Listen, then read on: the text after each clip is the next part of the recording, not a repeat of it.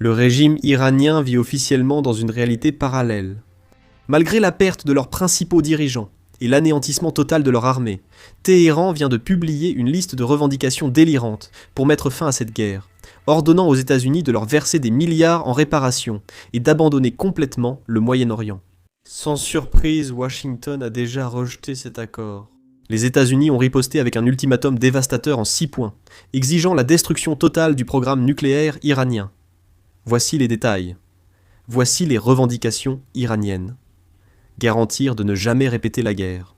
Fermeture de toutes les bases américaines au Moyen-Orient. Les États-Unis et Israël doivent indemniser l'Iran pour les autres guerres régionales, y compris les groupes pro-iraniens. Imposer un nouveau régime juridique sur le détroit d'Ormuz. Remettre à l'Iran les éléments des médias hostiles. Je ne sais pas exactement ce qu'ils veulent dire par remettre les éléments des médias hostiles, ni si cela concerne Business Basics, mais heureusement pour moi, il semble que les États-Unis aient déjà rejeté ces demandes. Avant d'aborder la contre-proposition des États-Unis, examinons de plus près les exigences de l'Iran. Ce point sur le détroit d'Ormuz est plutôt important. L'Iran veut désormais transformer les eaux internationales en sa propre voie navigable souveraine, en faisant payer les navires pour y circuler. Nous voyons déjà cela en réalité. L'Iran fait payer aux navires de pays comme l'Inde et la Chine 2 millions de dollars par voyage rien que pour traverser le détroit d'Ormuz. C'est en gros l'Iran qui essaie de devenir un État mafieux. Comme je l'ai dit, les États-Unis ont déjà rejeté ces exigences. Et voici ce que les États-Unis demandent en retour. Selon un rapport d'Axios, il n'y a pas eu de contact direct entre les États-Unis et l'Iran, mais des messages sont transmis par l'intermédiaire de pays comme l'Égypte, le Qatar et le Royaume-Uni. Il faut rappeler qu'Oman n'est pas sur cette liste. Bien que les Omanais aient servi de médiateurs dans les négociations avant la guerre, ce développement reste important, et nous en parlerons bientôt. Mais d'abord, voici 6 exigences des États-Unis. Premièrement, les États-Unis veulent que l'Iran n'ait aucun programme de missiles pendant 5 ans. Deuxièmement, enrichissement zéro. Troisièmement, démantèlement des sites nucléaires de Natanz, Ispahan et Fordo. Quatrièmement, stricte surveillance extérieure des centrifugeuses iraniennes, un point important que nous aborderons dans un instant. Cinquièmement, un traité de contrôle des armements avec les pays de la région, limitant les missiles à 1000 maximum.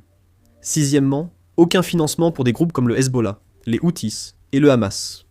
Maintenant, concernant les réparations, les États-Unis ont déjà dit non. Mais les États-Unis sont prêts à restituer l'argent iranien gelé. Et l'administration dit que l'Iran peut l'appeler comme il veut. Ils peuvent considérer cela comme des réparations. Comme vous l'avez peut-être remarqué, beaucoup de ces demandes sont similaires à celles d'avant la guerre, lors des négociations. C'est là que ça devient étrange. Oman était en fait médiateur lors des derniers cycles de négociations nucléaires. Après l'échec des négociations, le ministre omanais des Affaires étrangères a fait une déclaration publique qui a choqué beaucoup de monde.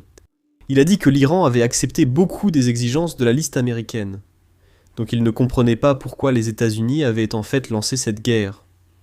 Écoutez bien. Qu'est-ce que l'Iran a accepté avec vous qu'il n'avait jamais accepté auparavant? L'accord selon lequel l'Iran n'aura jamais de matière nucléaire qui pourrait servir à fabriquer une bombe. C'est quelque chose qui ne figurait pas dans l'ancien accord négocié sous le président Obama.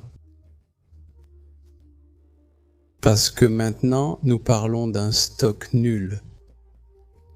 Donc le matériau enrichi, les éléments qui pourraient être utilisés comme combustible nucléaire pour une bombe, vous dites que l'Iran ne les garderait pas sur son propre sol? Ils y renonceraient. Ils y renonceraient? Ils ne seront pas capables d'accumuler réellement ce matériau qui leur permettra de fabriquer une bombe. Il n'y a aucune accumulation. Donc il n'y aura aucune accumulation, aucun stockage et une vérification complète. C'est aussi un accomplissement tout aussi important, je pense. Une vérification complète et approfondie par l'AIEA. Les stocks actuels qui existent encore. Les choses qui sont encore en Irak? Je pense qu'il y a maintenant un accord pour que cela soit dilué au niveau le plus bas possible. D'accord. À un niveau neutre, un niveau naturel, ce qui signifie qu'il sera converti en combustible, et ce combustible sera irréversible. Ce serait significatif. C'est très significatif. Je pense que nous sommes d'accord. En fait, plus tard dans cette interview, il a même dit que l'Iran était ouvert à discuter de son programme de missiles balistiques, ce qui était l'un des plus grands points de blocage si l'on écoute les responsables iraniens s'exprimer publiquement. Mais faites bien attention à ces mots. Il ne parle pas d'enrichissement zéro. Il a affirmé que l'Iran avait accepté zéro accumulation. Honnêtement, je ne suis pas expert nucléaire, donc je ne sais pas vraiment ce que cela signifie. Zéro accumulation devrait signifier zéro enrichissement. Mais s'il le pensait vraiment, pourquoi ne pas l'avoir dit ainsi ? Et puis, à la fin de l'extrait que vous venez de voir, il dit qu'il croit qu'il y avait un accord sur certains points. C'est aussi un peu déroutant. Y avait-il un accord ou n'y avait-il pas d'accord ? Ce « elle croit » semble un peu confus, non ? Parce que les États-Unis, les personnes qui sont allées négocier au nom des États-Unis, Steve Witkoff et Jared Kushner, ont déclaré publiquement que l'Iran n'acceptait rien de ce que les États-Unis demandaient. Le ministre iranien des Affaires étrangères affirmait publiquement que l'Iran ne renoncerait jamais à l'enrichissement ni aux missiles balistiques. Donc c'est un peu déroutant que le médiateur soit sorti des négociations en se sentant beaucoup plus confiant que les deux parties qui négociaient réellement. Eh bien, creusons cela parce que maintenant nous avons plus d'informations sur ses motivations à dire tout cela. Mais avant d'entrer dans le vif du sujet, un petit rappel pour cliquer sur les boutons j'aime et s'abonner juste en dessous. Ça nous aide vraiment, surtout quand on couvre cette guerre. Ce n'est pas seulement que le ministre des Affaires étrangères omanais tenait des propos insensés avant la guerre. Même après son déclenchement, il a critiqué les États-Unis. Il a également écrit une tribune dans The Economist, affirmant que l'Amérique ruinait la région, en lançant une guerre qui n'était pas nécessaire. Il a déclaré dans cette tribune que nous étions sur le point de conclure un accord révolutionnaire. Et maintenant, Oman ne fait pas partie des négociations futures. Les États-Unis préfèrent que le Qatar, l'Égypte ou les Britanniques servent de médiateurs à la place d'Oman. Il s'est donc clairement passé quelque chose. Et maintenant, nous découvrons exactement quoi.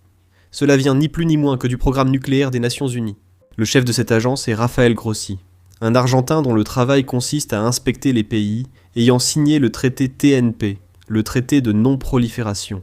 Ces pays se sont engagés à ne pas fabriquer d'armes nucléaires. Ils doivent donc prouver qu'ils n'utilisent pas de sites nucléaires cachés pour fabriquer des armes nucléaires. Devinez quoi ? Il était en fait dans la pièce lorsque les négociations avaient lieu entre les États-Unis, l'Iran et Oman en tant que médiateur. Et il était là pour s'assurer que tous les détails techniques de ce qui était convenu étaient bien compris par toutes les personnes impliquées. Et il y a seulement 2 jours, il a dit quelque chose qui contredit directement ce qu'Oman a soutenu tout ce temps. Il a déclaré publiquement qu'il n'y avait pas d'accord entre les États-Unis et l'Iran. Écoutez. Pensez-vous pouvoir relancer des volets de l'accord préparé avant les bombardements où l'Iran devait diluer son uranium ? Je veux dire, la ministre des Affaires étrangères d'Oman, dans cette émission, a dit que l'Iran avait accepté de ne pas stocker, qu'ils avaient accepté d'envoyer ce matériel à l'extérieur et de le diluer, de l'appauvrir. Oui. Y avait-il vraiment la possibilité d'un accord ? Parce que c'était seulement quelques heures avant le début des bombardements qu'il nous a dit que la paix était possible. Tant qu'il y a une négociation, il y a toujours une possibilité d'accord. On ne peut pas le nier.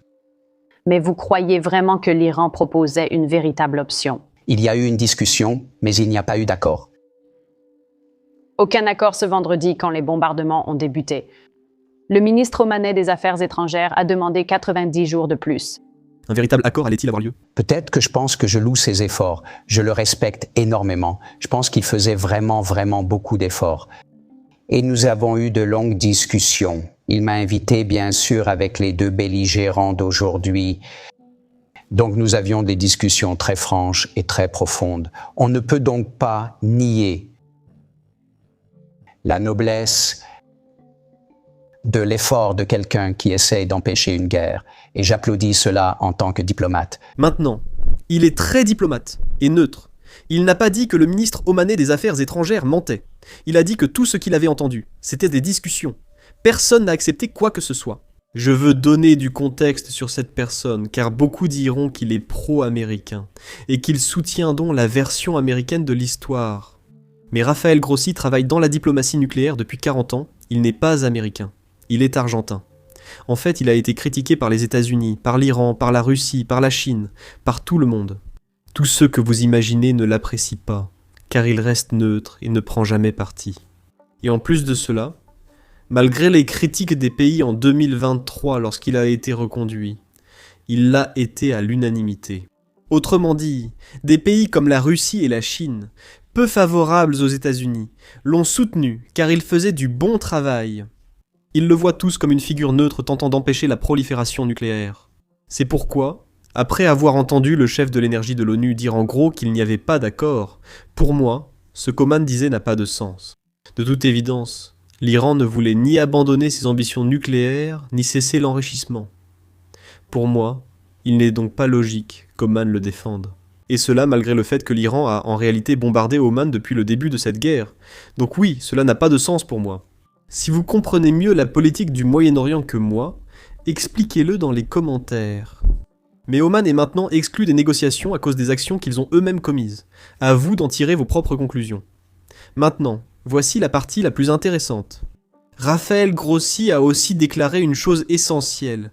Aucune guerre ne peut vraiment détruire le programme nucléaire iranien. Un accord nucléaire est nécessaire pour empêcher l'Iran d'obtenir des armes nucléaires. La guerre ne nous a fait gagner que du temps. Car maintenant l'Iran n'a pas les capacités de se précipiter vers une arme nucléaire. Et cela signifie qu'ils doivent refaire leurs calculs pour voir si cela vaut vraiment la peine de se précipiter vers une arme nucléaire. Mais la guerre ne résout pas vraiment le problème. Cela accorde juste plus de temps aux États-Unis et au monde. Écoutez. Encore une fois, pour revenir au JCPOA, le JCPOA était basé ou fondé sur un type de centrifugeuse très primitif. Maintenant, l'Iran possède la machine la plus sophistiquée, rapide et efficace qui existe, et ils savent comment la fabriquer.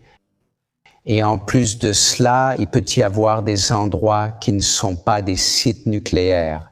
Donc, je veux dire, cela pourrait être un atelier, des dizaines d'ateliers qui existent, et cette capacité existe. C'est pourquoi ce que je dis, c'est que nous devons encore trouver un cadre convenu qui va nous donner la prévisibilité nécessaire et une idée claire de là où ils sont et où ils veulent aller. Car cette guerre ne mettra pas fin aux ambitions nucléaires de l'Iran. Je dirais n'importe quelle guerre.